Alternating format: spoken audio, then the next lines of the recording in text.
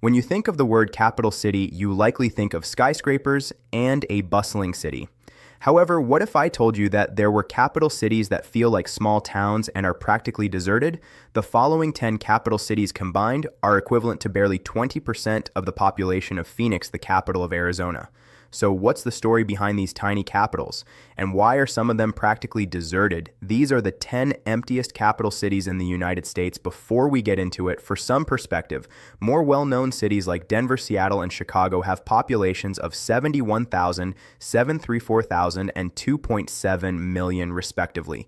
Number 10, Concord, New Hampshire. While Manchester is New Hampshire's largest city by population with roughly 115,000 residents, its state capital, Concord, seems more like a little town in comparison with only about 4,500 people.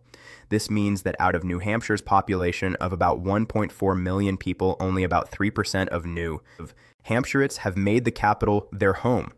But why is this? Well, there are several factors that explain Concord's tiny population for starters. New Hampshire has a limited number of industries, especially compared to some of its neighboring states. So there's a kind of natural limit on city growth as a result.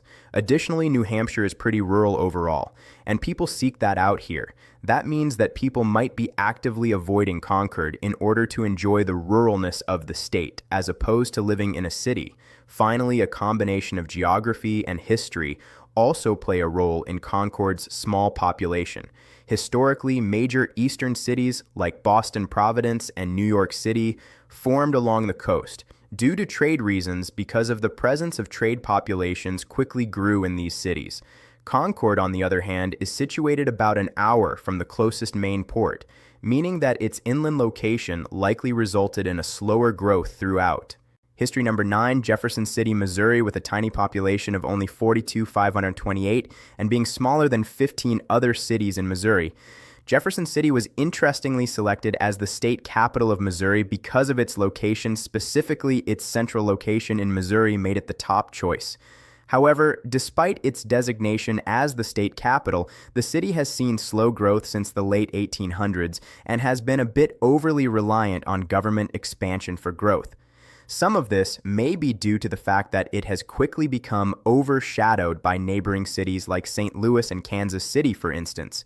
St. Louis gained worldwide recognition when it hosted the World's Fair and the Olympic Games in 1904. Kansas City, meanwhile, originated as a booming trade town, and in the 1930s quickly grew into one of the most exciting jazz cities in the country. As a result, these cities may have simply become more successful at attracting residents than Jefferson City. Number 8, Annapolis, Maryland. Annapolis, with its tiny population of 4,648, has a story that's similar to Jefferson City's. In fact, throughout history, Annapolis has been overshadowed by its large neighboring cities. There's a whopping 25 other cities in Maryland with more people than Annapolis, with the biggest one being Baltimore, a bustling city that's home to about 570,000 residents. Then there's Washington, D.C., which is not just a city, but the nation's capital, and has a population that's over 72,000. While technically D.C. is not a part of Maryland, it might as well be. Imagine being the capital city, but being overshadowed by not one, but two other cities with over 14 times and 17 times your population. But it gets worse for Annapolis. That's right. Annapolis was once not just the capital of Maryland, but the capital of the colonial U.S. And when the capital was relocated to Washington, D.C., it's possible that Annapolis may have simply faded from relevance. Number 7, Delaware. The reason Dover may be so sparsely populated at only 3,859 residents might be more obvious than you think. Let me explain what I mean by that. The state of Delaware as a whole has a pretty tiny population, as it's the 6th least populated state in the entire U.S., with a population of only about 1 million people. Remember, the capital city in the U.S., with the largest population, Phoenix, has about 1.6 million residents, which is significantly more than the entire state of Delaware. As a result, Dover might have a small population simply because the state of Delaware has a tiny population. However, it still managed to get eaten out by Wilmington, which has almost double its population. Who would have thought Another reason is a little bit more anecdotal. While online gossip is definitely not the most scientific of evidence, some say that dew is simply just not that nice. At least that's according to a recent Reddit forum where one user says, and I quote, "Dover just isn't very nice." Number 6, Helena, Montana. Montana has the third lowest population density in the entire country with a density of only 7.59 people per square mile. For context, look at it this way. New Jersey, which has the highest population density rate in the country, has a density rate that's a massive 166 times bigger than Montana's. This might partially explain why Helena population is so small, with only about 33,885 residents. However, given there's 5 other cities in Montana with more people than Helena, it's clear something else is going on. The other reason has to do with Helena's history and the fact that it became the state capital of Montana because of the discovery of gold that's right all the way back in 1864. 4 men found gold in the Helena area. As you can imagine, soon after this, people began flooding to the city for the chance to discover their own personal treasure. By 1869, approximately $18 million worth of gold had been discovered in Helena, and by 1875, Helena had been officially named the capital of Montana. But as you probably know, gold is a natural resource, which means that there's not enough of it to go around forever. So after the gold began to decrease, so too did Helena's population. Number 5, Juneau, Alaska. Remember how I just told you that Montana has the third lowest population density in the country? Well, guess which one has the lowest? Alaska, and by far, in fact, Alaska has a population density of only 1.28 people per square mile. That's a tiny 0.1% compared to the density of New Jersey, the most dense state in the nation. It's no doubt Alaska is pretty sparse, and so it's probably no surprise that its state capital is aligned with this. Juneau, in fact, has a population of only 31,685, making it more of a mid-sized town than a city. There are 2 other cities in Alaska with higher populations, with one being almost 9 times bigger than Juneau. Similar to Montana, part of the reason for Juneau's low population is because Alaska in general has a pretty low population density, and that clearly relates to the state cities as well. However, another reason has to do with where Juneau is located within the state. If you look at a map of Alaska, you'll notice that Juneau is pretty geographically isolated from the rest of the state.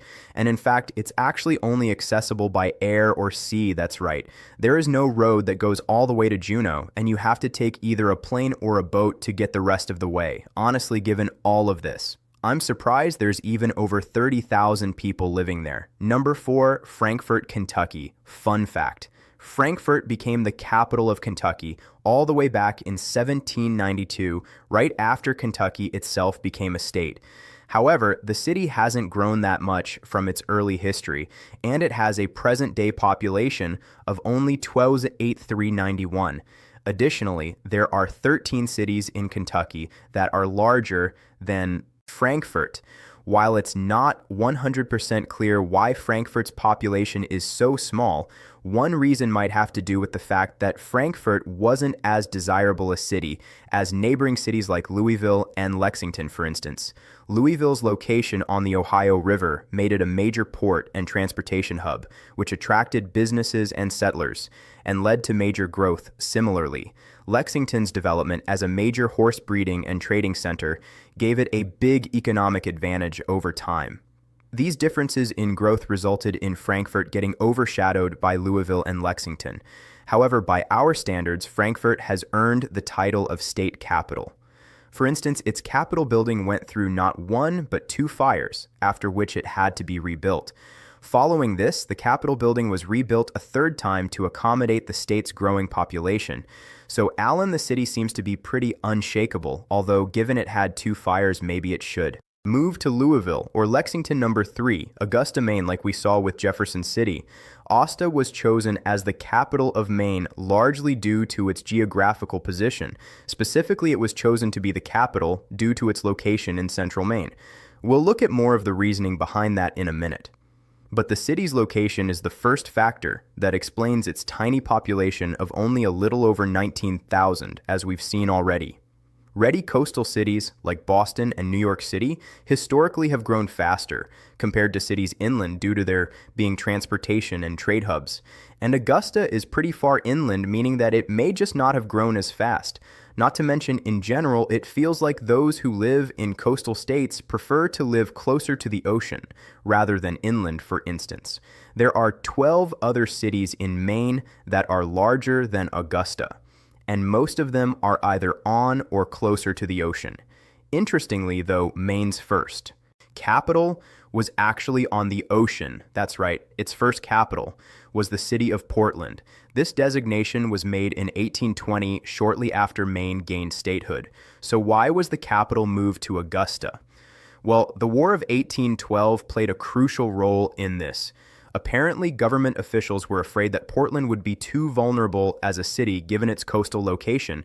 As a result, they wanted to move the capital somewhere inland, where it would be more protected from potential attacks, and Augusta fit that requirement. Luckily, the state hasn't really had to worry too much about attacks since then, but can't blame them for wanting to protect their city number 2, Pierre, South Dakota. As you can probably imagine, South Dakota has a pretty low population density alongside states. We've looked at like Alaska and Montana specifically. South Dakota is 5th on the list of states with the lowest population densities at a rate of 11.81 people per square mile. So that's our first factor that explains why South Dakota's capital, Pierre, is so small with a mere 14,000. Some residents said another way people here seem to value their space, and the city exemplifies that pretty well.